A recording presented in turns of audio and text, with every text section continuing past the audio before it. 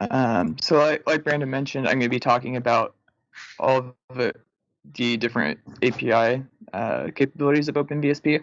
We have AngelScript, MATLAB, C++, Python. Some are a little bit easier to use than others, but I'll go through all the different types and try to explain them as best as I can. At any time, if the audio from my end is coming through a little bit glitchy or anything like that, please let us know and I'll try to repeat anything. But otherwise, just going to go ahead and jump right into this. So I'll talk through just an introduction about what the API is. I'll give an overview of the C++ API, the AngelScript API, the Python API, and then there'll be a lot of focus on the MATLAB API, which is the most extensive build process and integration process required. The reason I show Podman there is because custom geoms actually use the API, at least the AngelScript API. So what is the API? It's an application programming interface. We have a C++, AngelScript, Python, and MATLAB interface. It's used for automation. If you don't have GUI support on your operating system, you can use it to integrate with other codes without needing input and output files or anything like that. You can use it for testing, which is what we use it for a lot in OpenVSP, and also for custom geometries, like you can see with the seat component group custom geom. So there's also an image there of some plots that were created from running VSP Arrow through the API. So those are the sort of things that you could do with this capability. It's very powerful.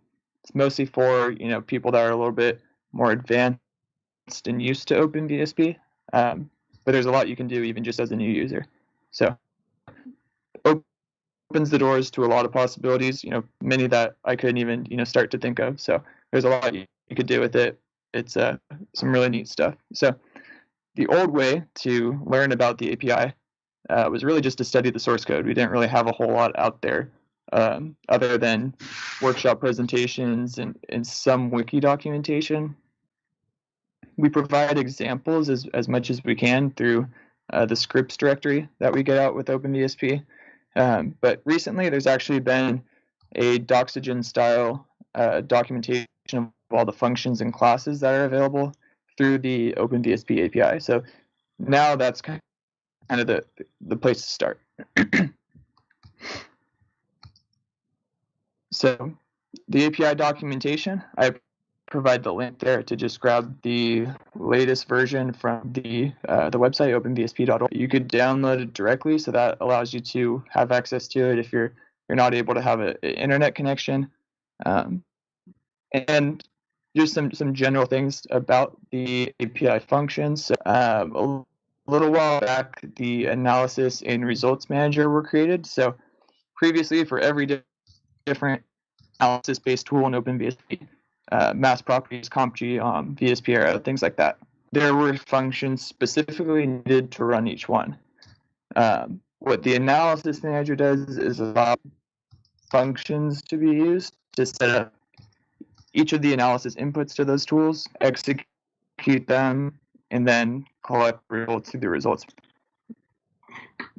The way we identify all the different analysis types are just through strings. So an example is like VSP Arrow compute geometry. To find out all the different ones available, you can use the list analysis function. And then to find out what inputs are available for a certain analysis, you can use the print analysis inputs API function. In the API documentation, and here as I'm explaining these, I'm just kind of writing out the functions generically. But however, the C++, Python, MATLAB API, they all translate pretty closely. So the API documentation kind of applies to all of them.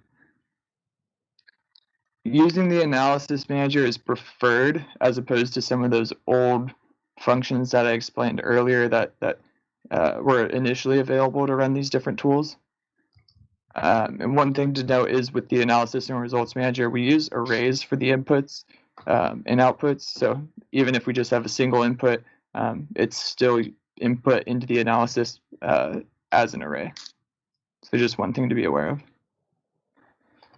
So parms in OpenVSP. If you're not familiar with what a parm is in OpenVSP, pretty core concept to just data type of OpenVSP. So we have int parms, bool parms, things like that. Pretty much just a C++ data type with a lot of more advanced features associated with it, like limits to the parms, descriptions, an ID so you can find that parm. And so in the API, we have just generic functions for controlling parm values. In the API, every parm, regardless of if it's an int or a bool, is going to be cast to a double. And each parm is identified, like I said, by an ID or a container, a group, and a name. So the trouble a lot of users have is how to actually find these parms and identify them. We do have examples that show how to control these different parm values, but there's a couple of ways that we can actually find them more easily. So the one option is just to open a VSP3 file, and I'll just real quickly show that. So if I just look at, let's see, a VSP3 file that I have, let's see here, something like this. You'll see it's an XML format, and we have all of these as parms. So we have the value of the parm, the ID of the parm, and so you can use those IDs through the API if you're reading in an existing VSP3 file. The whole concept with parms is that the IDs should never change. Another thing that you could do to find out the ID of a parm in GUI is, let me pull it up real quick.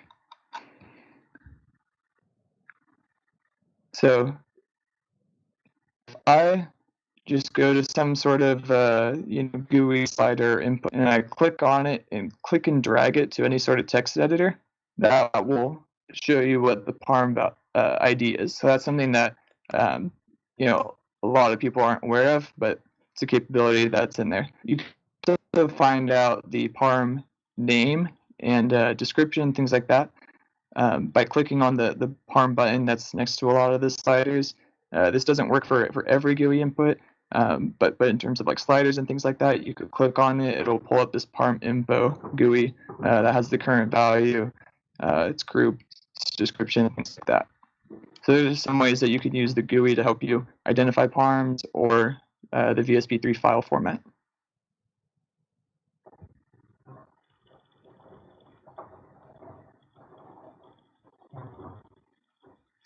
All right, so first one that I'm going to talk about of the supported languages of the OpenVSP API is the C++ API.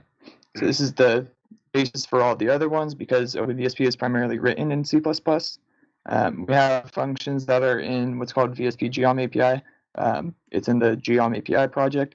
That's where we expose a lot of the functionality of the GUI, everything under the hood, to a higher level that can be accessed through anywhere in OpenVSP, basically. Mostly the C++ API is used for our API testing. We have test suites for things like Parasite Drag, VSP Arrow. The idea is we try to run these every time we have a new version that's about to come out, just to make sure we're not introducing any new bugs and things like that. Those test suites are hopefully going to be expanded more in the future. There's a CFD mesh one that's being worked on right now. But the whole idea is to help us catch bugs and things like that. Also had them initially as part of our continuous integration builds, but they ended up being too time consuming. So there needs to be some work for those test suites at the moment, but we do have them in there. So the next thing I'm going to talk about is the AngelScript API. Very similar. AngelScript is very similar to C++. You have to declare your variables. You have to have a main function in your script, things like that. But not quite as complex necessarily as C++ is. So AngelScript is the same language that's used for custom geoms and for advanced links. But if you're just running a regular old script, a VSP script, you'll use the VSP script file extension. And what we do is we take all of our C++ API functions that, as I explained, are written in that VSP geom API API file. We take all of those and we register them with AngelScript. But because of that process, we've sometimes missed functions in the past. So we've gotten a lot better at it. We tried to do an audit and make sure that everything in the C++ API is also in the AngelScript API. But that is something to be aware of and just part of the process that we have to deal with. We provide a lot of example scripts in the scripts directory. So if you download OpenVSP from the internet, from openvsp.org, and you go to the scripts directory that's included with it, you'll see a bunch of different examples that demonstrate API functionality. So this is a great place to start looking through those, running them. Just provides examples of API automation, things like that. There are two ways to run these VSP script files. The first is through the OpenVSP GUI, and that's what I'm showing in the top right there. You can click a file and then run script. You just point to any of those VSP script files that either in the scripts directory or ones that you've created. There's also a separate executable called VSP script that's included with OpenVSP that you can run through a command terminal. And there's an example there of showing how to run a VSP script. So the Python API and the MATLAB API too uses SWG, which is the simplified wrapper and interface generator. So what that does is it takes all of the C++ API functions and wraps them into a format for Python. The version of Python that you're using for running a Python script that is importing the OpenVSP API must match what was used with SWG to wrap the C++ API. So if you download the latest version of OpenVSP, which used Python 3.6 to wrap the C++ API, you cannot use something like Python 3.8 to run or import the OpenVSP Python API. Errors, the only way you can do that is if you compile OpenVSP yourself and use your own version of Python, like 3.8, to wrap the C++ API. So if you want to use a different version of Python with OpenVSP, you'll have to compile OpenVSP yourself. I mentioned this in the last presentation, but just to bring it up again real quick, if you did recently download version 3.21.2 from openvsp.org on Windows and you don't have the Python API included with it, go ahead and just download it again. That was missed, an issue with the app layer build, but it's included in there now.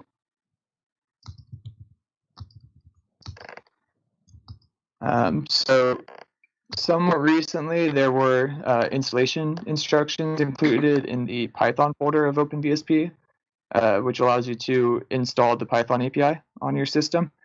And there's also, excuse me, and I provide the link to that, those installation instructions there. There are two versions that you can use. There's a requirements.txt version and a requirements-dev text version. I've recommended the dev version. I've had better luck with that. And so that's what I would suggest if you are going to be installing the Python API. Once you go through that README following the instructions, you can open up a command terminal and type Python. Make sure that your system can find Python, so you have your path variables set up correctly. And then you could type import OpenVSP as VSP, and then try out either of these functions just to see if you could call the functionality of the OpenVSP API. A couple of errors that sometimes pop up. The first is a DLL load error, which I show on the bottom here. And the problem there, if you see this error, it's probably because you're trying to use the wrong version of Python with the OpenVSP Python API. So if you notice here, I'm using Python 3.8.3, and I'm trying to use just OpenVSP 21.2 from openvsp.org. So that's the type of error that you might see if your Python versions are incompatible. Another thing that pops up is that the VSP error solver, the viewer, or the slicer are missing. It'll pop up. You just need to copy those executables to wherever your Python executable is. They're not necessarily needed in every case, but if you are doing something like using VSP arrow, you will need at least the solver to be with your Python executable. Just real quick, Rob or Brandon, I'm getting a little bit of background noise. Is there a mic on?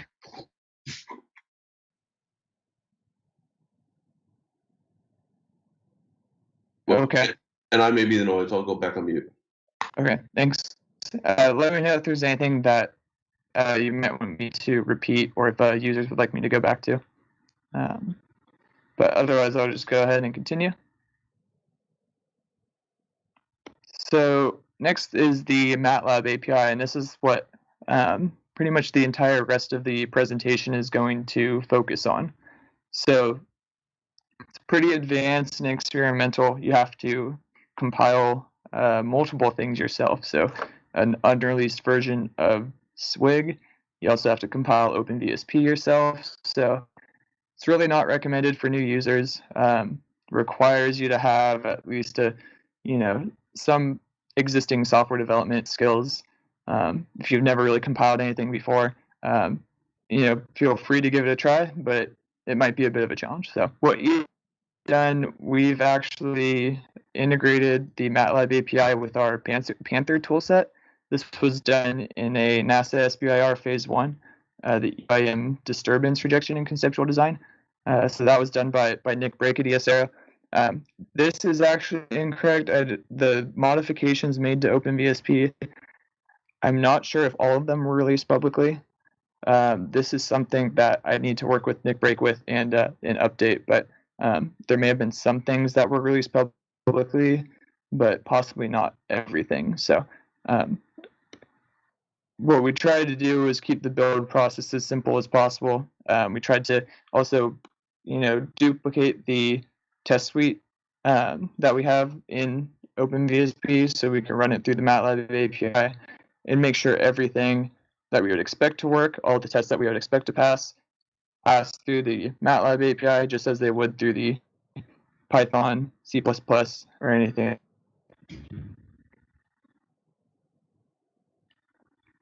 So in terms of setting up the Python API, what I would do is install Anaconda. I talked about this in the last presentation, but if you're trying to compile OpenVSP yourself, use a different version of Python, you'll need to install the latest version, add Anaconda to your system. But if you're just using the version downloaded from the website, you can just use this archive link to get Python version 3.6.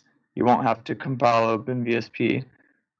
You'll just be good to go with that version. So these are the two options with the Python API to get that set up.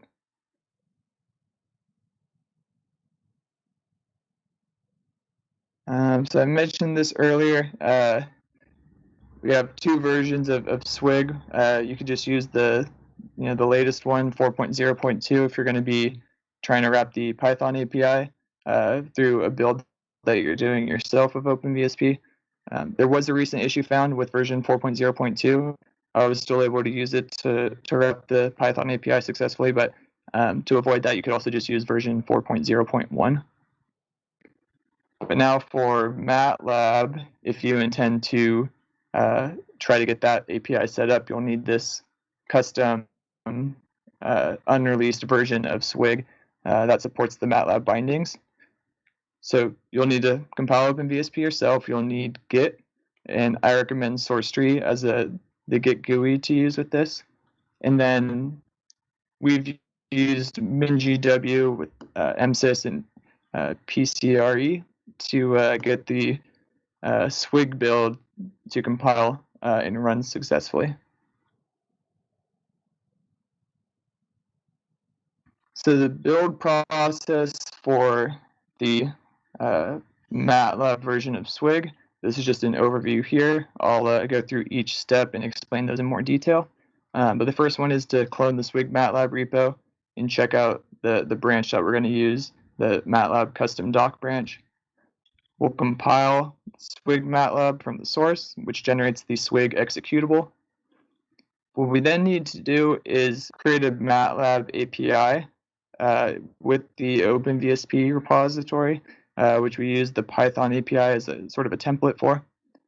We then point the CMake build to the Swig executable, so that allows it to wrap that API when you compile OpenVSP. We then compile OpenVSP, which I would suggest looking at the previous presentation if you need some information about how to do that. Delete a function in the Swig ref MATLAB file, and then just build the scripts and test everything out. Steps 2 and 3 are the two most challenging, and I'll explain why in a minute. So getting the Swig MATLAB repository, you're going to need to, which I've done in SourceTree, clone that repository. So at the bottom here, we have that the link to that repository. What we've done is we branched off of the MATLAB custom doc branch and just cherry picked 2 different commits, but that was what was shown last year at the workshop. Since then, I just used the latest git SHA of that MATLAB custom doc branch. So you can just go ahead and use this one at the top here. So that's what that git SHA is that I've listed at the bottom. You don't need these 2 cherry-picked commits or anything like that. So just go ahead and get the latest version of the branch. Once you've cloned the repository, you'll go into within that repository, the docs manual and Windows HTML file. In there, you'll find some instructions on how to build the Swig executable on Windows. So what we've done is we've done the MinGW with MSys approach. I'll explain that in a minute. There are other options. You could use Cygwin or potentially Visual Studio IDE, but we recommend the first option on there, and that's what's being shown in the instructions on the right here. So the first step that I took was to install MinGW through the installation package manager, and pretty much just installed everything except the ADA compiler. You don't need necessarily everything, but it doesn't take up too much space, and it's kind of better to have. So I just went ahead and installed the Fortran 1, C++, Objective-C as well. Primarily, you need the MinGW developer toolkit and the C and C++ compilers. So that's the top one here, this MinGW32 GCC, and this last one here, the MSys base, and also the MinGW32 base. So those are the 4 primary ones you need. You don't need the Fortran or the Objective-C, but you could go ahead and add them if you'd like. I did not modify the packages. I just used the basic setup. I didn't go in and select individual ones to install or anything like that. So I just used the packages that they have available here, the latest versions, installed those. Then what I did was I added MinGW and MSys to my environmental variables, so adding it to my system path. And so that's what's shown here. We have the MinGW binary directory and the MSys binary directory. I did not need to install Bison, AutoMake, or AutoComp separately. Those were already included in these packages that I installed through MinGW. I did have to get the this version of Peak. It's a library that you link. So there's instructions on there with Swig that's shown on the previous slide. So you can get it from either of these two links. You extract it in the Swig source directory, and then you run this this build script to basically link the static libraries correctly. So next, just following those instructions, you're going to need to run a configuration script, things like that. It's called the autogen. And so when I did that, I actually came up with a strange error message. It was basically shown here. It might not pop up for you. It might have just been the the versions of everything that I had on my system. The way I solved it was simply to delete the configure file that's output from when you run bash autoconfig or autogen, excuse me. So I deleted that configure file. I then reran bash autogen .sh. I opened the configure file that bash script generates, and I just deleted the lines that were failing. I know that sounds crazy, but it had to do with installing Boost and checking for Boost, things like that. I just deleted those lines, and that allowed me to build everything correctly. So in case that comes up, that's the way I approached it, and that generated the make file. I was then able to run make and generate the Swig. Step 3 in the build process is we're going to need to modify the CMake text that's in the source directory of the repository here, the OpenVSP repository.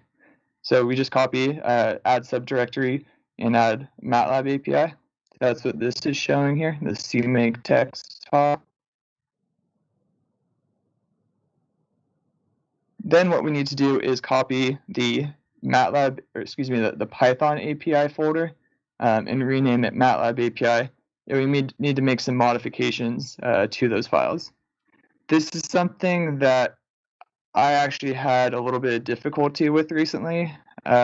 Been working with Nick Brake to generate some, more clear instructions on how to do that.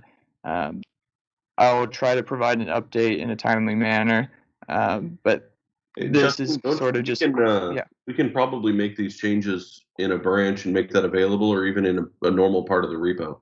Yeah, and that's actually something that I thought we had planned. It was discussed at the last workshop, and then might have just got left on the table. And I couldn't find the branch that had these changes on it, and I think Nick had a hard time finding that branch as well. So I do agree. It would be great to just add this to the public build and have it available for everyone, so no one has to go through this process themselves. They could just have it already available. So at the moment, we're going to be working on that. Hopefully provide an update soon and release it with the next version.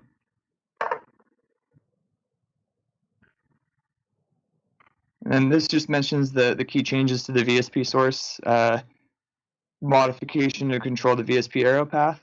That might not be necessary anymore. And then a reference to matrix.h had to be removed just to deconflict what MATLAB uses for its matrix class and what OpenVSP's C++ API uses for its matrix class.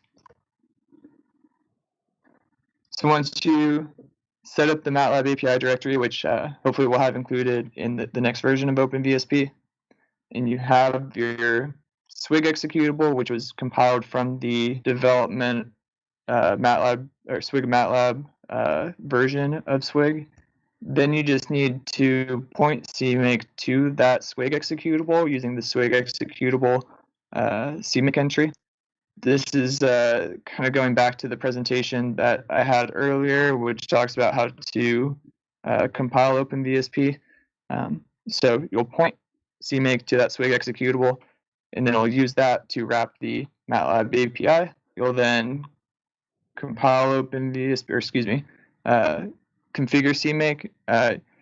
When you run that configure button, you'll see these outputs. So it'll identify that Swig and MATLAB were found. It's going to compile these MEX files for MATLAB. And of course, it'll identify the other MATLAB directories and library directories and things like that.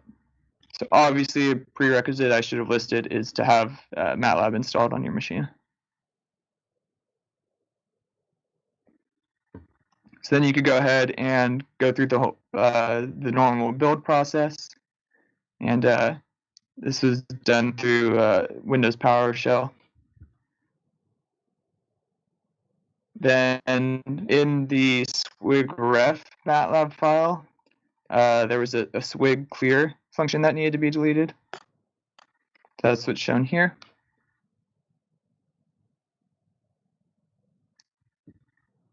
And then here is just showing the API tests.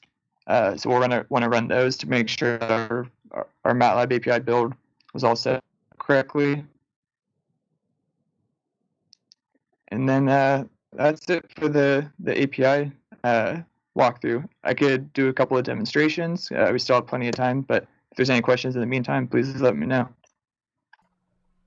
There have been some questions that have come up, but we've been able to answer, I think, them online, at least so far. So we can hang here a second to see if anybody asks any more questions for you to address verbally. Okay. But thanks for doing that so far. Yeah, no problem. So one thing I'll show just in the meantime, everyone feel free to ask questions otherwise, I could just show how you could run scripts through OpenVSP just using the VSP script version of AngelScript, so you don't need to compile anything. You don't need to have any Python installed or anything like that. Let me see here. There we go. So for example, I could just copy this exact line. I could open up a command terminal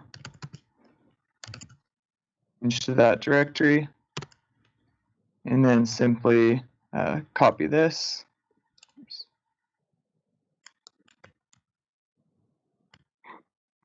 And that will go ahead and run the CP slice analysis. So what that is doing, which I could pull up that example as well, that's finding the CP slicer script here. And I'll change it so it's in C++ style. And so what that's doing is just adding a simple pod and a wing, setting some of the parm values, like the position between the wing and the pod, and then it's just setting up the file name. So that's what's going on here. Saving it to the file, and then it's just setting up your VSP arrow analysis by computing the dgen geom file, or in this case, actually might be using a panel method actually, and then just running VSP arrow and running the CP slicer analysis. So those are all the different things that are shown here. This is just an example. There's a lot more that are available that you could check out. Instead of running it through the command line like I did there, I could also just open up VSP, go over to File, Run Script, click on the scripts directory, and do the same thing. And if I look at the terminal, you'll see what's going on there, and you'll end up with your geometry. So you can use the API to generate geometries, or you can have an existing geometry and read that into the API. There's a lot of different things you could do. Pretty much anything you could think of that you could do in the GUI, you could do through the API, but without any user input. So you could just set up your script to run automatically, go through a sweep of different locations of things, running with VSP arrow, anything like that. You can do quite a bit. So we use it all the time at ESAero. It's been a very, very powerful thing to have access to. So we're definitely appreciative of it. Yeah, and I'll add is from personal experience getting into scripting and the API itself, that if there happens to be something that you are trying to accomplish and you're not quite sure where to begin, you can always ask a question to the OpenVSP Google group, and either Rob or myself or Justin or somebody will chime in and usually point you in the right direction, because there might be a different way to accomplish what you're trying to accomplish. If it's something that you're trying to investigate on your own, you can definitely go into the OpenVSP API documentation. And from there, you can usually find the parameter or the command or the types of things that you're looking for. And that is going to give you a great place to start, because you can find how to, say, get the parameter ID for a particular component, or how to find a parameter, how to do a set parm val operation, all of this stuff. The syntax may be slightly different between the API or a VSP script, but a lot of it is almost identical. So it's a really great resource. Yeah, and I'm just have that pulled up here now. If you guys haven't seen it before, each function is identified. We try to give a brief example of how to use it. Talk about the input parameters, the output parameters, things like that.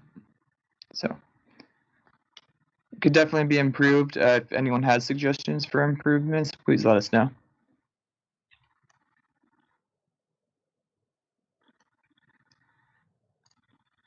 All right. Well, if there's anything anyone would like to see, still have plenty of time to do so. I'll work on making sure the Python API build we can support it through the release version of OpenVSP, just to make it easier for everyone. I know Nick Brake's done a lot of work on that. We just need to get it ready to get out there. So.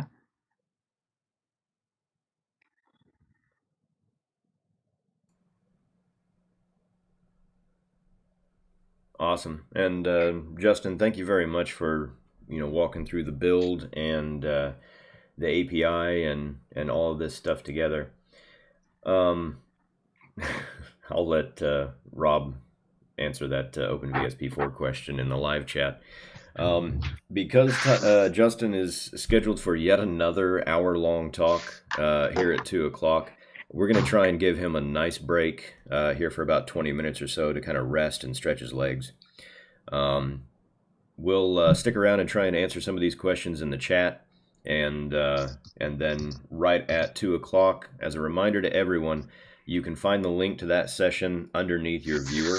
So if you click Show More, there's a link to session 3.2 right there. You can go straight to it.